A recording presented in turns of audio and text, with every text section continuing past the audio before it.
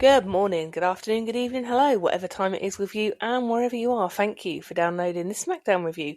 It's part of the WWE podcast. As always, it's an absolute pleasure to have you listening along once again. I am Amanda, your host of this SmackDown review. And this week, let's just jump right in and review the SmackDown that aired June 12th from Providence.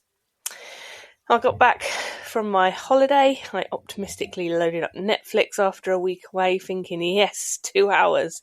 No, we are not yet there. We are not on 2 hours. We are still on the very long and protracted 3-hour shows. And Joe Test reminds us straight away of the beef between Cody and Gunther and the fact that Gunther feels he was screwed at Clash in Italy and the random inclusion of Sami. And it looks like tonight we will finally hear Gunther's condition or stipulation. Cody arrives tonight and is met by Nick Aldis. Cody asks about the stipulation and Nick lets him know that Gunther hasn't told him yet, but promises they're going to find out what it is later on. Turns out this is the thread that runs right throughout the show. We then get Cody. He bumps into the Usos. They've got sort of somewhat reluctant fist bumps.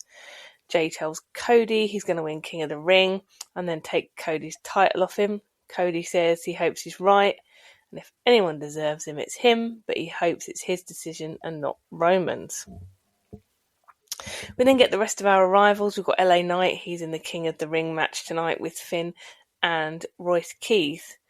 And of course, now, notable mention, we've now had a weird mid-season draft of just one, and we've got Finn over here on SmackDown, which for me is just brilliant. Really enjoy Finn's work a lot, especially when he's more in a face role.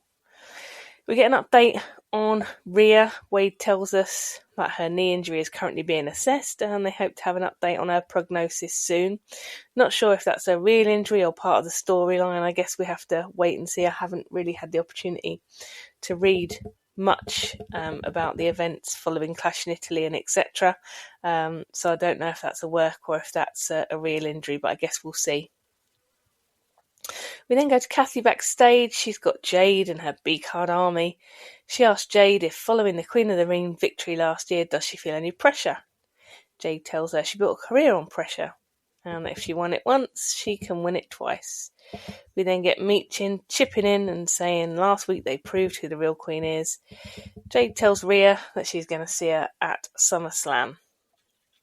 Okay, so all in all, a very different opening segment, and I didn't mind this at all. A change from the by numbers arrivals followed by an in-ring promo. So firstly, the Cody Gunther thing is intriguing, and I am extremely curious to see what this stipulation is. We then pivoted to the King and Queen of the Ring competition and covered off the various hot angles there. So yeah, for me, an interesting and different opening, which is always a nice thing to see. First in action tonight in the ring, we've got the Queen of the Ring qualifier. This is going to be Flair, Sol Ruka, Lyra Valkyria, and Jade Cargill, as always accompanied by the B-card army. She obviously clearly can't do anything without them, including win. This should be a decent match with 3 of these women are absolutely brilliant, and then we've also got Jade. We kick off with the 3 faces teaming up against Jade. She uses her strength to leave her in the ring with just Flair, and they face off. They are pretty well matched in terms of size. We get Flair landing the chops, and honestly, Jade looks so unbelievably clunky in the ring. Of course, we get shenanigans from the B-card army, and then we get Bliss out to the rescue of Flair. She's followed by Tiffy, and between them they get rid of the B-card army, leaving Jade alone, making it a quote-unquote fairer match. This one ends as Flair hits the figure 8 on Lyra Valkyria and progresses in the tournament. Now, this match was awesome. Once we'd gotten rid of the B-card army, Valkyria, Ruka and Flair absolutely knocked it out of the park. Brilliant stuff. I am absolutely loving Sol Ruka. What a talent she is. I love to watch her in action. And thank God Flair moves on. She's going to face Liv, and I hope she gets the win there too, as I don't see the point in Liv being in the tournament as the actual title holder. Also, while we're talking about Liv, how is she not defending more, or is that the point? She's taking the Healy coward route anyway. An awesome opening match. We go backstage where we have Tiffy. Kathy asks her what made her go out and help Flair. Tiffy says that she isn't going to pretend that her and Flair are best mates, but they do agree on the fact that they don't want Jade as champion.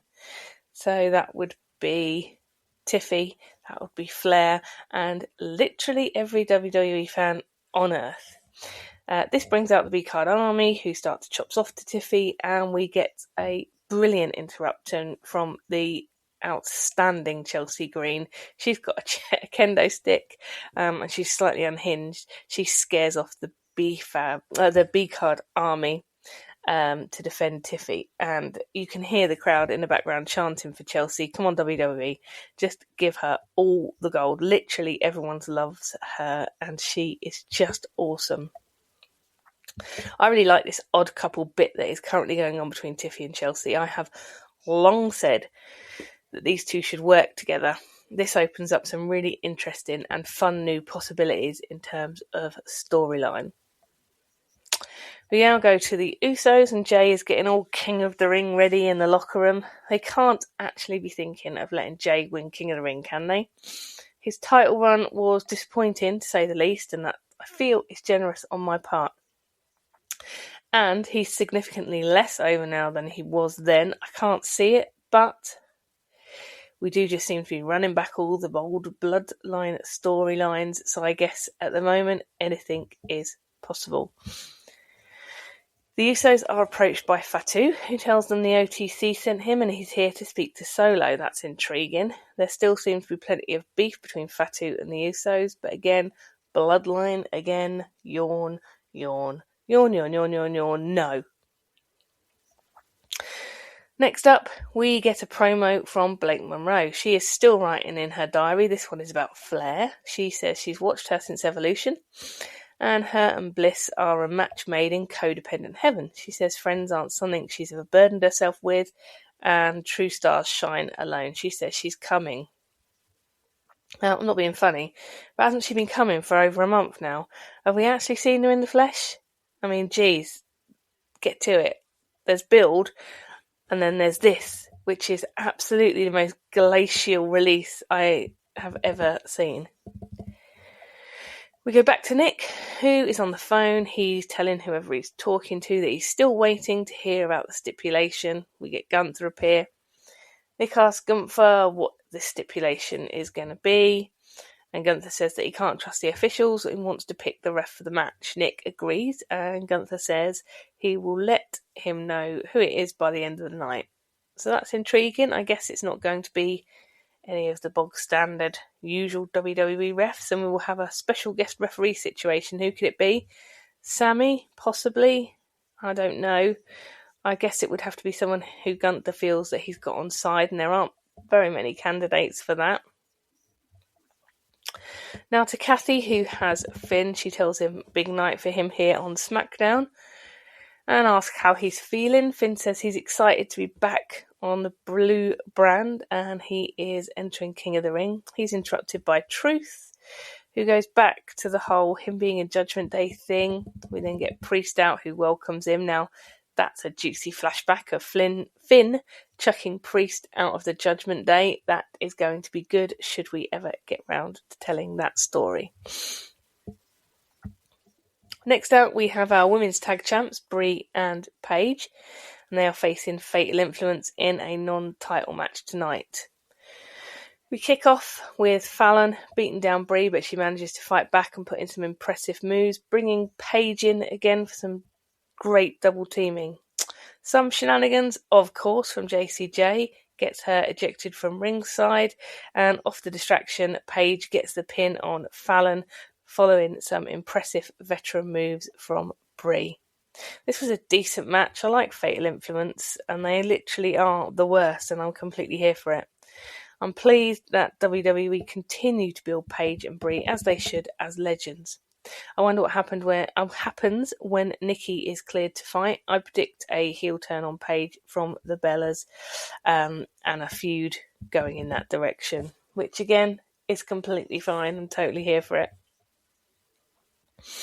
We then go backstage to Sammy sporting his new t-shirt, The Last Real Good Guy. He's once again talking to Comatose Johnny. He is saying he's damned if he does, damned if he doesn't. He says he's always the bad guy, and all with a supposed friend. Candice says to Johnny, when are you going to do something? And Sammy takes that as advice for him and says he is going to the ring to clear the air with Cody. Again. I'm not too sure where this is going. Will we get the blow off? And is this suggesting that Cody's going to retain against Gunther and that Sammy is next? I don't know. I hope it's something. We then get a Danhausen bit with Los Garzas. They're asking him to curse the Knicks. We then get Kit Out, who's got the Miz, who is replaying all his old 2010 catchphrases. And then Kit gets electrocuted. So this is okay. I get the Danhausen thing, but I do wish we could see him in ring action a bit more, as he's a really good wrestler.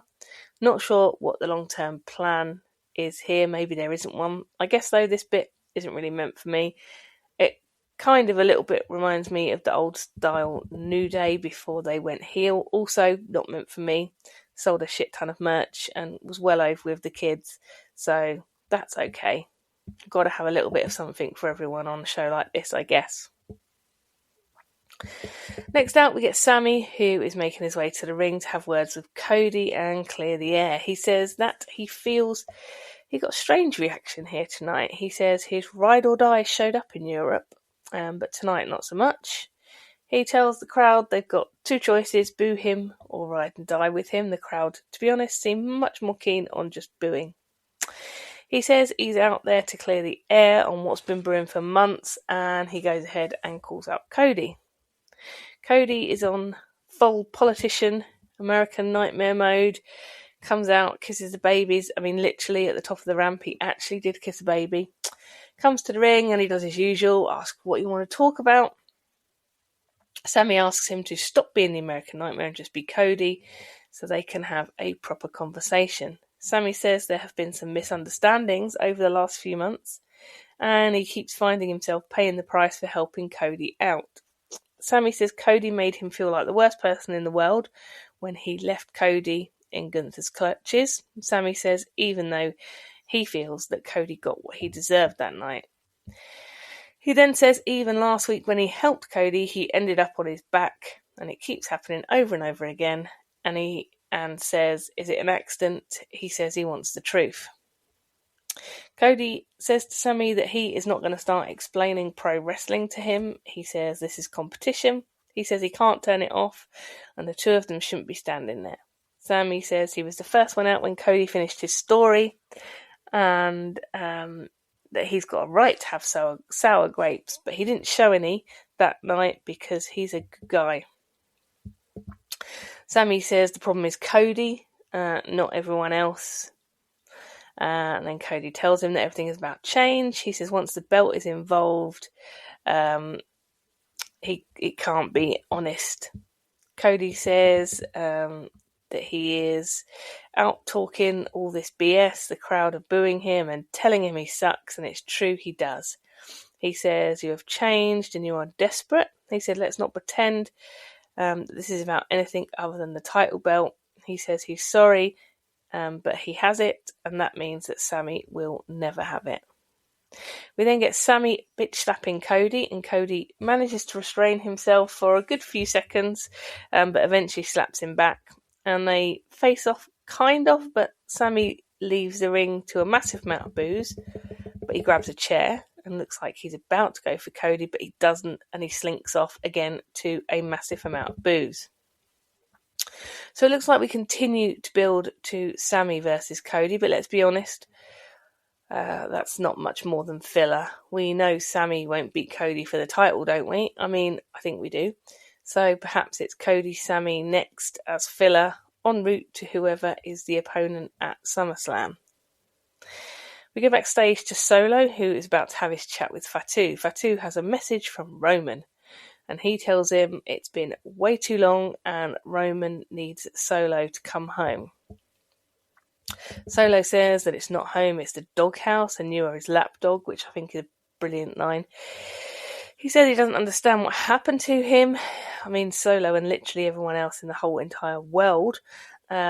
He says he used to be a killer, he used to be the Samoan werewolf, and now he's just Roman's bagman.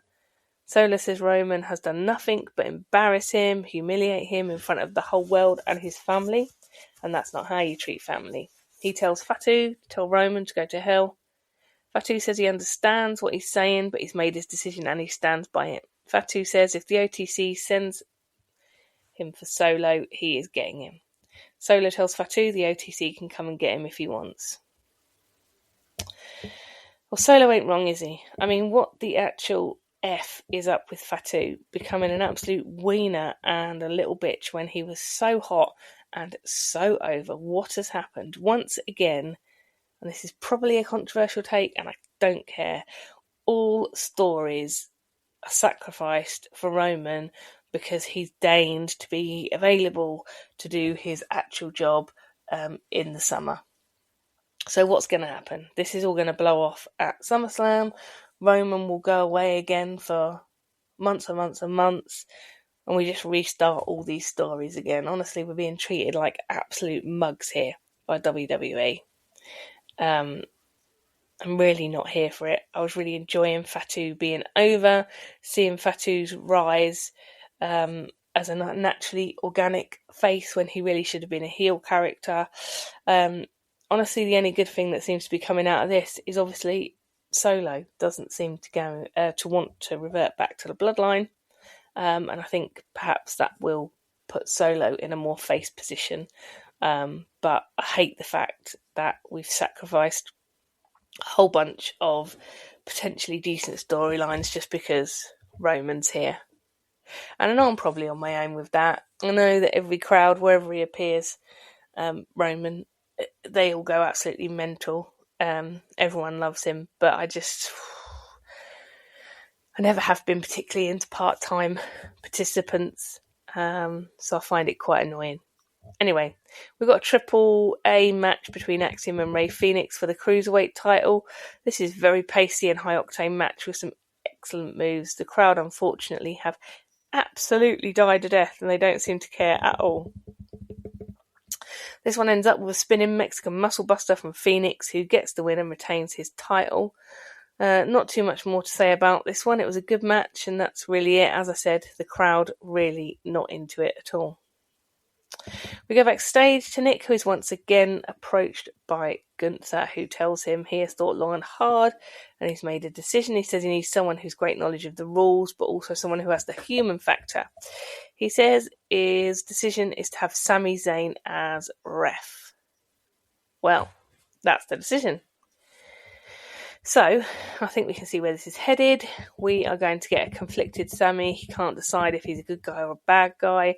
And there's going to be all that. I mean, it's fine, whatever. I guess that's why Sami never hit Cody with the chair. It's going to be a whole will he, won't he thing. Imagine if he cost Cody the title. What then? I mean, if we fantasy book that one out. So, Sami causes Cody to lose the title to Gunther. Meaning that Cody's going to obviously want to face Sami and kill him, which he probably will, and then what?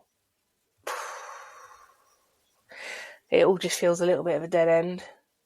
Or Sami rather, doesn't cost Cody the title, calls it down the line. We just have a normal match, and what happens, happens. Or Sami decides that he does want to be mates with Cody and causes Gunther the title shot, meaning that then Gunther wants to kill Sami. So I think we end up here that the odds are in favour of Sami getting killed somehow down the line by either Gunther or Cody. Anyway. Next out, we've got Trick and Little Yachty. Little Yachty's still acting as Trick's hype man, and he introduces him, but Trick interrupts. He says today isn't a party day. He's got something to get off his chest. He says he lost last week and he doesn't like it. He says the truth is that it's woken something up in him which he didn't feel in a long time, and it makes him want to bring SmackDown to new levels. He says he is the leader of the new school, and that he lost. When he lost, it really pissed him off, and that makes him want to step up his game. He says he is still the champ. He's still Hollywood Trick. That brings out Ricky Saints, who I have to say I'm still not into even one little bit. And before he can really get halfway down the ramp, Mello follows him out, barging him out of the way, gets to the ring, talks to Trick, and he says, you've got the championship, but all you do is come out, hit your catchphrases. Mello tells him to make up his mind and pick someone. Ricky says, there's no discussions, he's next. Mello says the two of them are killing themselves to get the title shot, and they start to chop off to each other about who gets the title shot. Trick then says it doesn't matter who he faces, he'll face whoever wins, so he gives one of them a title shot. We then get Mello and Ricky face off in the ring. Trick comes back in and clears them out. So it feels like here we are very much headed for a triple threat match at some point for the title. I can't see them dethroning Trick yet either way, especially as they really are pushing him having this little yachty fella in tow. We go backstage to Kathy, who's got Royce keys, and she asks him how he's approaching tonight. Before he can answer, we get Solo in, who tells him the bloodline is here and he knows what they're doing. He says that they're here to make sure Jay wins. Solo says he doesn't want to see him as a casualty in Roman's war, so we continue to push the angle of Fatu being mates with Keys and Solo desperately trying to sign him to the MFTs, which does make things quite interesting. And now we've got the bloodline and Jay and Jimmy back in their, I guess, more heel bloodline personas. It does make me like Solo a little more. Next out, we've got a tag match. Chelsea and Tiffy, my absolute fave, versus the B-Card Army. Now, by rights, Chelsea and Tiffy should absolutely kick the arse of the B-Card Army, but let's see what happens. Kick off in the ring with Tiffy and Meechin being utterly brilliant as per, and we have a little botch early on, and the crowd are very much behind Chelsea and Tiffy. We then get the inevitable comeback from the B-Card Army, and Chelsea is desperate for the tag. We get Jade bloody Cargill out, who pulls Tiffy off the ring apron, preventing the tag. This allows Meechin to hit Stars Clash on Chelsea and get the win for the B-Card Army. After the match, Tiffy jumps in and beats down on the B-Card Army and Jade, but with Chelsea unable to help, the numbers game overwhelms her, and at the end, Jade goes for the US titles, and I have to say, I am relieved. Jade fits much better in the mid-card title picture than for the main title. I can't think that this is what the creative were hoping for, the B-Card Army and Jade just getting absolute crickets wherever they go, and I just wonder how much longer they are going to plough this furrow for. At some point, they're going to have to drop this angle. It isn't over with the crowd. They just don't care. So we just need to get rid of the B-Card Army.